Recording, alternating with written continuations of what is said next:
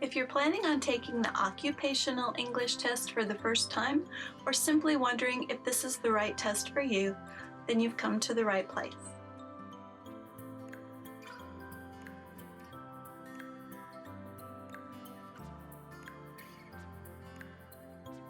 Hi, I'm Sharon, and I'm one of the expert OET and English language trainers here at Benchmark Education Solutions. In this video, we'll talk about who should take the OET and what English language skills it assesses. We'll also discuss the format of the test and how it's graded. Let's get started. First, maybe you're watching this video because you're not even sure if you should take the OET exam.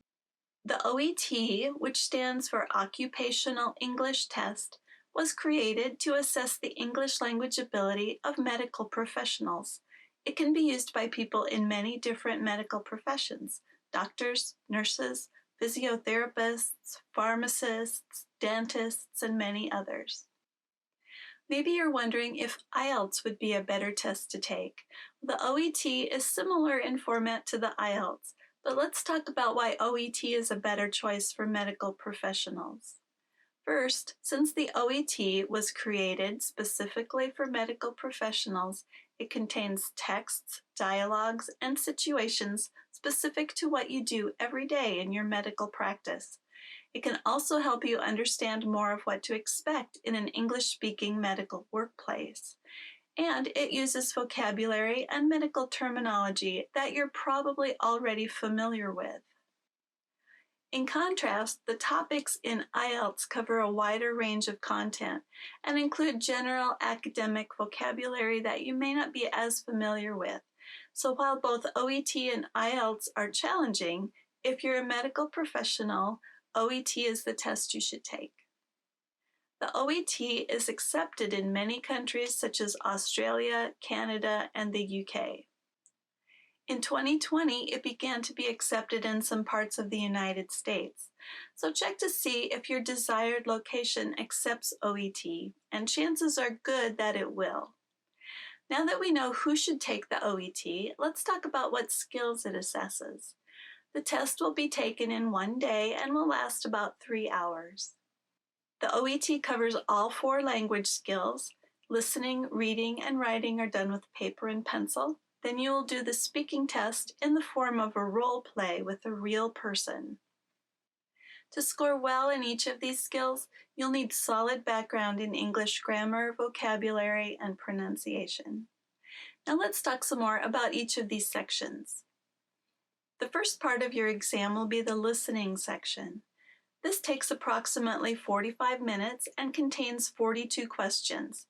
Each correct answer is worth 1 point, for a total of 42 points.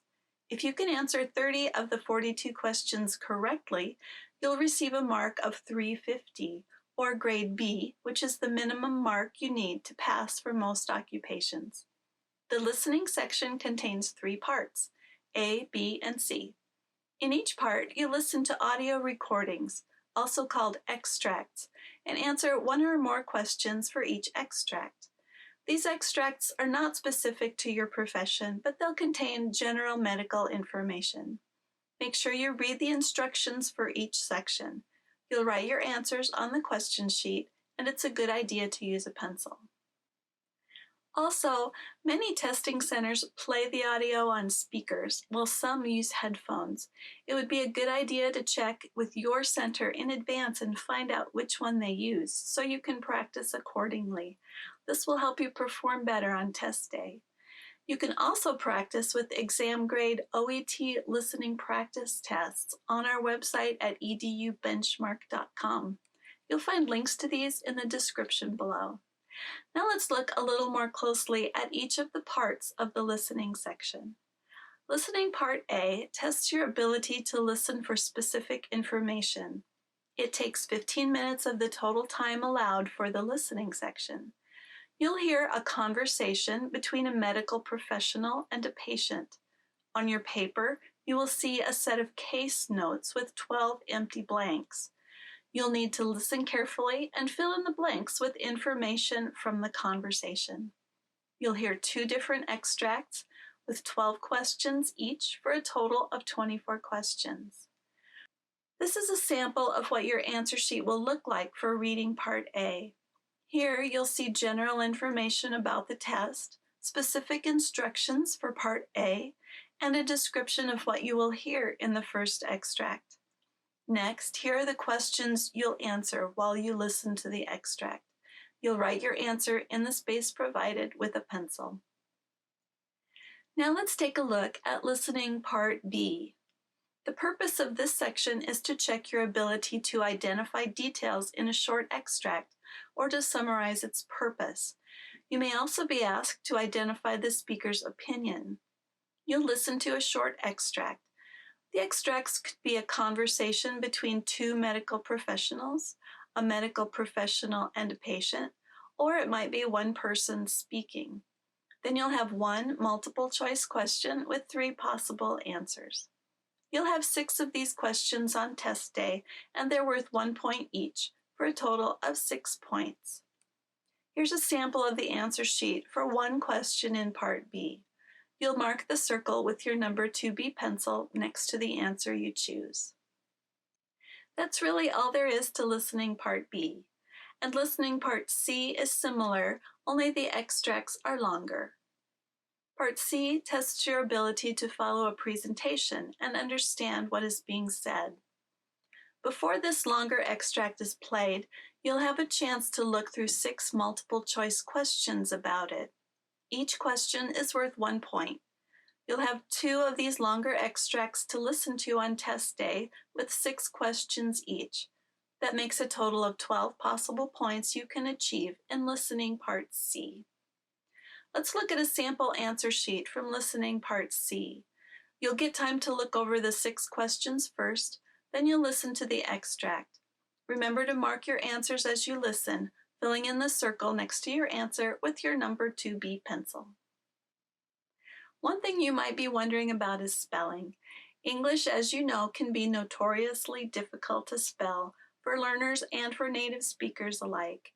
But if the examiners can understand your answer, you won't lose the point, even if your answer is spelled wrong. Now let's talk about what you can expect from OET Reading. Like listening, the texts you'll read contain general medical information, and they aren't specific to your profession. You'll have a total of 60 minutes for OET Reading, and you'll answer 42 questions in total. Each correct answer is worth 1 point for a total of 42 possible points. If you can earn 30 points in this section, you'll earn 350, which is a B grade, and that's required for most occupations. Like the listening section, the reading section is divided into 3 parts, A, B, and C. Let's talk first about reading Part A. This part tests your ability to skim and scan a text quickly to find information. It moves very quickly, only lasting 15 minutes. You'll be given a test booklet containing 4 short texts with medical information about one topic. These are the kind of texts you might have to read while you're with a patient, so you need to be able to find the information you need quickly. You'll also be given an answer sheet. Fill in the appropriate space on your answer sheet with your number 2 pencil. There are 20 questions in Part A. Questions 1 through 7 are matching questions. You'll have to decide which of the 4 texts contains the information about a certain topic.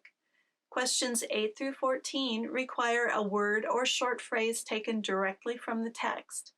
Questions 15 through 20 are fill-in-the-blank sentences. These sentences come from the text, but they've been paraphrased or rewritten slightly. You'll need to find the part of the text that contains this information and insert the missing word. And finally, your Part A materials will be collected when the 15 minutes is up. So if you have a little time at the end and want to check your answers, be sure to do it before your materials are taken away. Now let's look at a sample of texts A, B, C, and D. Pause the video if you like and take a closer look at them.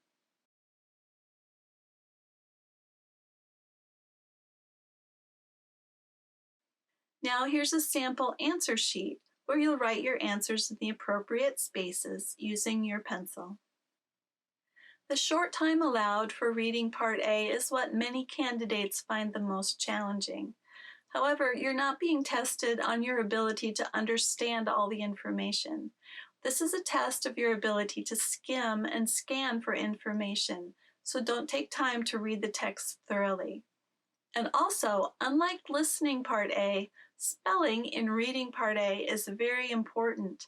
You're copying exactly what you see from the text. So if your answer is not spelled correctly, you won't get the point for that question. Now let's take a closer look at reading parts B and C.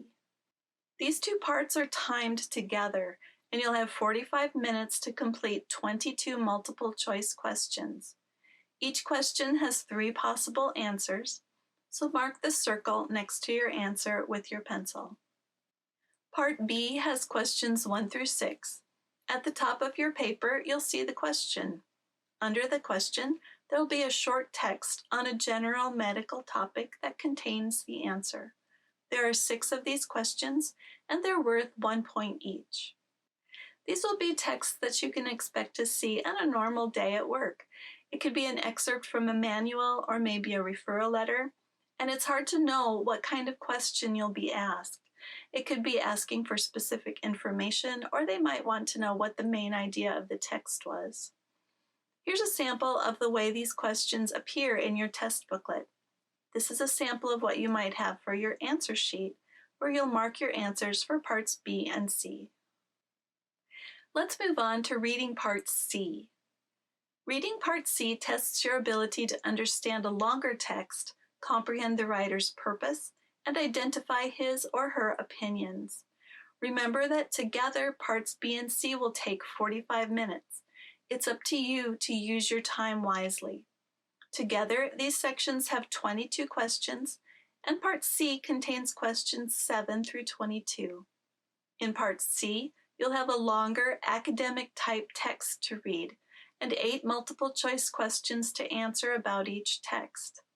Again, these texts won't be specific to your profession. They just cover a topic of general medical interest. You'll have 2 of these texts on exam day for a total of 16 questions worth 1 point each. Here's a sample text, along with the 8 questions you would need to answer. Pause the video if you like, read through it, and get an idea of how to find the answers. Again, you'll mark the circle that corresponds to your answer on your OCR answer sheet with a soft 2B pencil. And for reading parts B and C, if you mark your answers on your answer booklet, don't forget to transfer them to your OCR answer sheet before your time is up. Don't wait till the last minute to transfer all your answers. Since these are timed tests, it's very important that you know what you're doing before you start. Knowing how to approach these questions will help you succeed. At Benchmark, we offer a very affordable reading course, which comes with 20 full reading tests with answers and explanations, as well as training videos, vocabulary tests, and an ebook. Now let's talk about OET Writing.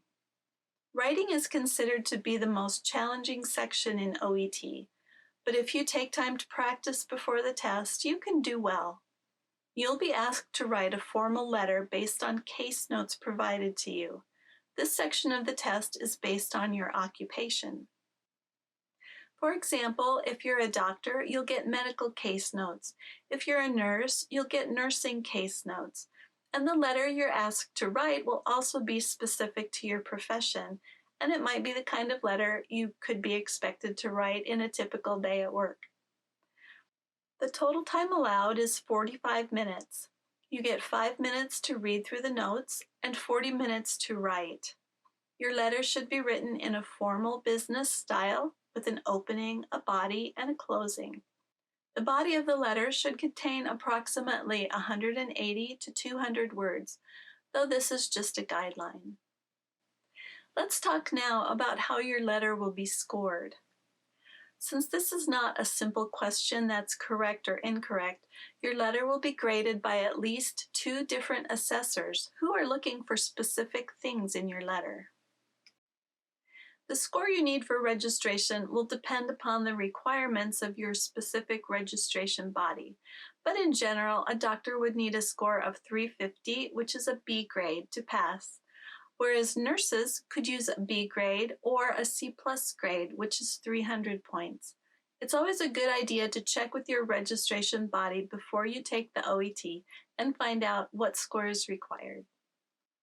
They will grade your letter according to purpose, whether the purpose of your letter is apparent and explained well in the letter, according to content, if you have included all the necessary information, conciseness and clarity, meaning you have omitted unnecessary information, style, if your letter is appropriate for the intended reader, language, if you've used good grammar, spelling, punctuation, and vocabulary, and if your organization is logical, and if you have used a proper letter layout.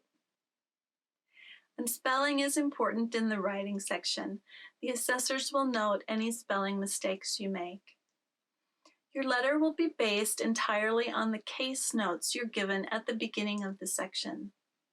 Here you can see an example of the case notes you might receive. You'll see your occupation at the top, then information about the patient you are referring.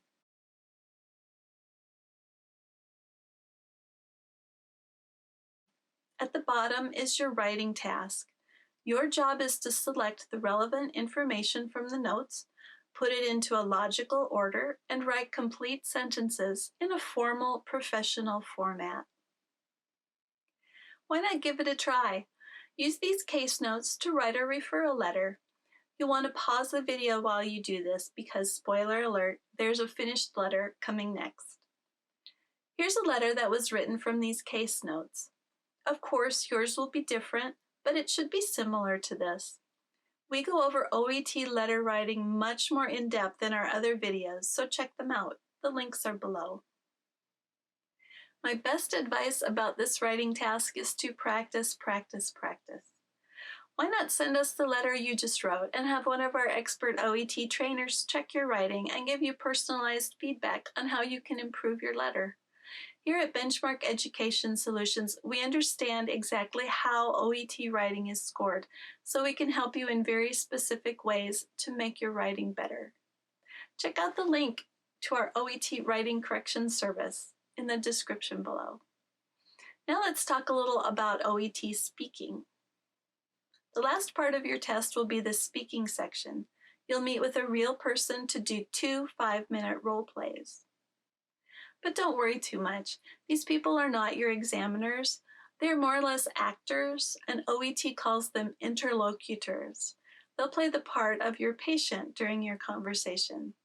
Instead of letting this make you nervous, just remember that these conversations are probably like the consultations you do every day at your job, and the content is specific to your profession, so that should help you feel more comfortable.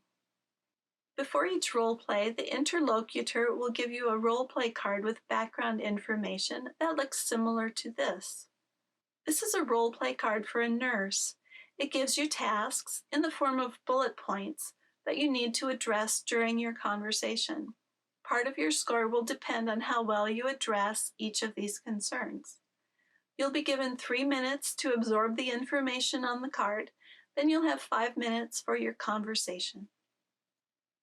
The role play will be recorded, and these recordings are what the assessors will hear. They'll grade your performance based on specific performance issues, not just on your overall ability to express yourself in English. And in general, you'll need a score of 350 or a B grade to pass. The assessors will score you with 2 sets of criteria versus linguistic criteria and also clinical communication criteria. Let's look at each of these a little more. Linguistic criteria include intelligibility, or how clearly your listener can understand you. Fluency refers to the speed and smoothness of your speech. Appropriateness of your language refers to how well you adjust your conversation to the particular listener you're speaking to. Grammar and expression refer to how well your listener understands you based on your grammar and your choice of vocabulary. Equally important is the clinical communication criteria. How well do you relate to your patient and demonstrate empathy and comfort? Relationship building is about how you open the conversation and develop a good rapport with your patient. Understanding and incorporating the patient's perspective is about how well you respond to the patient's concerns and involve him in the conversation. Providing structure refers to how well you organize the information and move in a logical direction from start to finish. Information gathering is about how the questions you ask impact the conversation and how well you hear and understand the patient's answers. And information giving refers to your ability to provide information and to check to make sure your patient understands. It's important not to be nervous. On the contrary, take this role play to the max and pretend you're actually speaking with a patient like you do every day at your job. Empathy with your patient is your main goal, and if you can achieve this, chances are good that you'll cover everything in the clinical communication criteria. And that's an overview of the Occupational English test. There are two parts to taking a test like this. One is your general overall knowledge of English, grammar, pronunciation, and vocabulary, and these are the skills that you will have learned over time, either by studying or by living and working with native speakers. However, even if you're fluent in English, you need to understand that there are specific strategies and test-taking skills involved in helping you succeed. Don't rely on your knowledge of English and expect to pass the test without preparing. This is a very expensive test to take, and you may feel like the 3 hours just flew by, so make sure you prepare well so you can use every second to your complete advantage. The OET experts at Benchmark Education Solutions can help you discover what it takes to do well on the OET and help you prepare for test day. Try our personalized services like the OET Speaking Mock Test, where you'll speak with an OET trainer in real time and get personalized tips on mistakes that you tend to make. Our OET Writing Correction Service can take a look at any sample letters you write and give you feedback on how you can improve. Visit our website and take a free sample test. We want you to succeed on the OET exam and achieve your dreams. You'll find links to all these services in the description below, as well as links to more in-depth videos that discuss these tasks in greater detail. Please subscribe to our channel and click the bell notification so you'll be notified every time we post a new video. And be sure to leave us a comment. Thanks for watching. I hope this video has helped you understand more about the OET and how it can help you. We'll see you in the next video.